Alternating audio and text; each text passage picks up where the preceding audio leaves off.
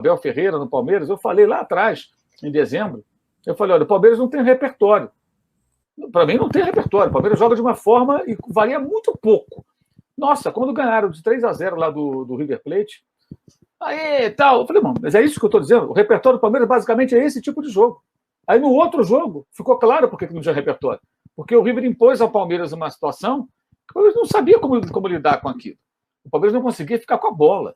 E aí me lembrou 2018, um outro jogo contra o time argentino, do Palmeiras também, com o Felipão, quando o Palmeiras foi até a Bombonera, perdeu por 2-0 com 2 gols do Benedetto no final, e o discurso de parte da mídia, de parte da torcida, era assim, mas foi no final, circunstancialmente foi no final, porque o Palmeiras só se defendeu daquele jogo e ficou contra as cordas tomando porrada o jogo inteiro, porque o Palmeiras não trocava 5 passes.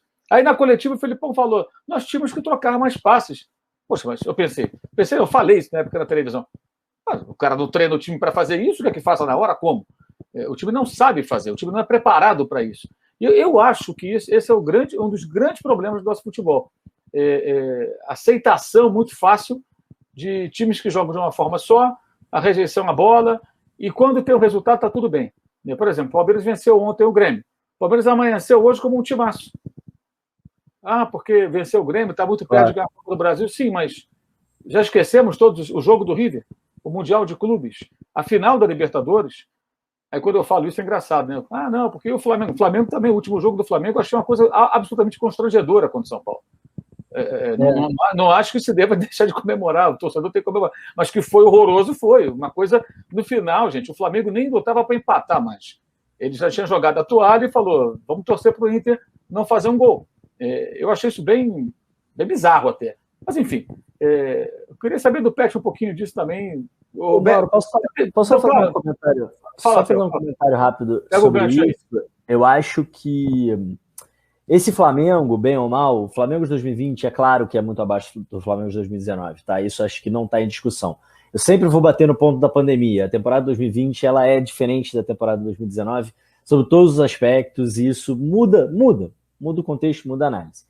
Mas eu acho que esse Flamengo, e que vem desde antes de 2019, talvez desde 2016, sei lá, quando começou a investir um pouquinho mais, trazer Guerreiro, trazer Diego, etc., e montar um time que gostava da bola, que se propunha a atacar e amassar o adversário, o Flamengo, hoje, por incrível que pareça, ele é quase contracultural no futebol brasileiro, porque nos últimos anos a gente estava muito acostumado a ver os times campeões como times que jogam fechados, times com defesas muito sólidas, times de contra-ataque, times que buscavam uma bola, etc. Então, Corinthians de 2017, o Palmeiras de 2018, o Cruzeiro, bicampeão da Copa do Brasil, etc, etc. E essa ideia, acho que ficava cada vez mais forte, né, no futebol brasileiro. E o Flamengo vem um pouco para desafiar essa ideia, mesmo não jogando tão bem, ou até dá para dizer não jogando bem em 2020, tem um ponto interessante, que é o seguinte: o Flamengo foi campeão com um péssimo aproveitamento nos confrontos diretos, certo? Pegando os 6 primeiros colocados, eu acho que o Flamengo só ganhou 2 jogos, né? Uma coisa assim. Enfim, foi um péssimo aproveitamento entre os primeiros. O que significa que o aproveitamento do Flamengo entre os menores foi muito melhor do que o dos outros. Muito melhor do que o do Inter, muito melhor do que o do Palmeiras, etc, etc.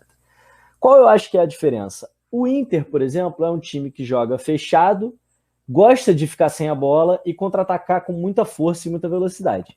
Só que ele pega um Sport, pega um Goiás, pega um Curitiba, pega um Fortaleza, ele não vai ter essa oportunidade, porque são esses times que vão dar a bola para o Inter. E ele acaba tendo dificuldade de se impor contra esses times. Só que a diferença é que existem mais esportes, Goiás, Curitibas, Botafogos, Fortalezas, do que Palmeiras, Grêmios, Inter, São Paulo, Atlético e Flamengo. Então, o Flamengo acaba, por ser um time que gosta de jogar com a bola, que gosta de tentar amassar o adversário, mesmo não fazendo isso tão bem ao longo da temporada, ele acaba tendo vantagem quando ele encontra esses times pequenos, ele consegue se impor contra eles, faz mais pontos contra eles e é campeão do Campeonato Brasileiro exatamente por isso. Porque o Inter não conseguiu ganhar do Sport, porque passou mal para ganhar do Goiás, porque tomou uma lavada do Ceará no primeiro tempo, acabou vencendo por 2-0, mas, enfim. Então, eu concordo com você de que a gente estava quase numa monocultura, né, no futebol brasileiro. E que é uma monocultura que, ao ser desafiada por um time, que, claro, tem o melhor elenco, tem estrutura, etc., mas que quer ter a bola e dominar o adversário, esse time, ele vai chegar sempre, entendeu? Indo por esse caminho, Mauro, desculpa atropelar aí, mas eu acho interessante, eu comentava, inclusive, entre amigos, não tenho nada contra o Abel Braga, não o conheço pessoalmente, pode ser uma excelente pessoa, mas sinceramente não o conheço.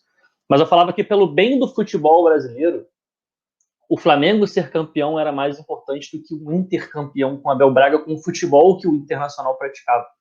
Porque eu acho que o futebol brasileiro de maneira geral, mas sobretudo no futebol, é muito regido por exemplo. Então, vou dar um exemplo aqui. O Palmeiras foi bicampeão brasileiro com o Filipão. Quem é o primeiro treinador que o Flamengo contrata no momento em que tem uma troca de diretoria? Abel Braga. É um treinador da mesma característica do Filipão. E esses caras voltam a ganhar espaço. O próprio Vanderlei Luxemburgo ganhou espaço no Palmeiras de novo. Vem o Jorge Jesus, atropela meio mundo aqui. E qual que é a primeira coisa que os clubes do Brasil começam a procurar? Treinadores estrangeiros. E aí vai todo mundo buscar treinador lá fora. Então, assim, se o Internacional praticando aquele futebol, que no meu ponto de vista é um futebol bem ruim, inclusive em questões de desempenho, o Internacional do Cudê era um time muito melhor do que o Internacional do Abel Braga, na minha opinião. O Abel Braga teve resultados muito bons, mas praticava um futebol, em termos de performance, inferiores ao time do Eduardo Cudê, que é um time com muito mais variações táticas.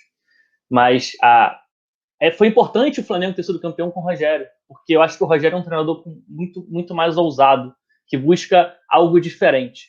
Inclusive, escrevi um texto, um fio que a gente postou lá no Twitter, eu e o Theo, a gente fez esse fio junto, sobre a substituição que o Rogério Ceni fez no jogo contra o Internacional, imediatamente após a expulsão do Rodinei. Porque o que normalmente a gente esperaria? O Rodinei foi expulso, iniciozinho do segundo tempo. O que normalmente os treinadores fariam é esperar 10, 15 minutos, ver como o jogo ia desenrolar, e aí, se não saísse um gol, começaria a ir para cima e fazer substituições para ir para cima. O Rogério não esperou um segundo. O Rodinei foi expulso, o cartão vermelho foi levantado, o Rodinei saiu de campo, o Rogério já chamou o Pedro, armou um time extremamente ofensivo, ele tirou o Isla para a entrada do Pedro, usou Everton Ribeiro de ala direito, Arrascaeta de ala esquerdo, 3 atacantes, Bruno Henrique pela esquerda, Gabigol pela direita, Pedro por dentro. Armou ali uma tentativa de fazer uma jogada trabalhada bastante específica, mas o que eu acho que a gente tem que exaltar é a ousadia que o Rogério teve de fazer isso naquele momento, naquela oportunidade. A gente pode discordar. Eu, inclusive, comentando com o Theo, eu não faria isso, o Theo também confidenciou para mim que eu não faria daquela forma. Só que eu acho que a ousadia do Rogério Ceni, ela deve e merece ser exaltada, porque ele tentou. Ele tentou buscar e fazer algo diferente. Ele tentou apresentar uma ideia diferente. E o futebol ele só evolui através de ideias diferentes, através de aplicações de ideias que quase ninguém faz. Aí você vê times históricos acontecendo, aparecendo pelo mundo por aí. Não estou dizendo que o Rogério vai apresentar um time histórico no Flamengo em 2021. Não, tomara que sim, mas não estou dizendo isso, não estou afirmando isso aqui.